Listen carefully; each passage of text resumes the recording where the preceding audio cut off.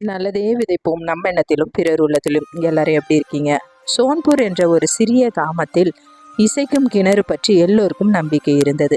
உண்மையாக பேசுபவர்கள் மற்றும் அதன் பதிலை கேட்பார்கள் என்று கூறப்பட்டது.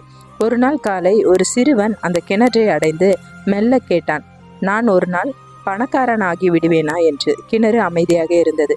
அவன் சற்று கோபமாக, நான் கடினமாக வேலை செய்கிறேன், பொய்யும் பேச மாட்டேன் என்று கூச்சலிட்டான். கிணறு அமைதியாகவே இருந்தது, எதையும் பேசாமல். அப்போது பாட்டி அங்கே வந்தார். மெதுவாக சிரித்தவள், நீ என்ன விரும்புகிறாய் என்பதை அல்லாமல் ஏன் விரும்புகிறாய் என்று கேள் என்றார். அதை கேட்ட அந்த சிறுவன் யோசித்து பிறகு கிணற்றில் குனிந்து, நான் பிறருக்கு உதவும் அளவுக்கு செல்வந்தன் ஆகி விடுவேனா என்று கேட்டான். கிணறும் ஆமாம் என்று மெல்ல இசைத்தது. இந்த கதையில இருந்து என்ன தெரியுதுன்னா, நம்ம நோக்கம் உண்மையா இருந்தா வெற்றி நிச்சயம் அப்படின்றது தெரியுது. நன்றி.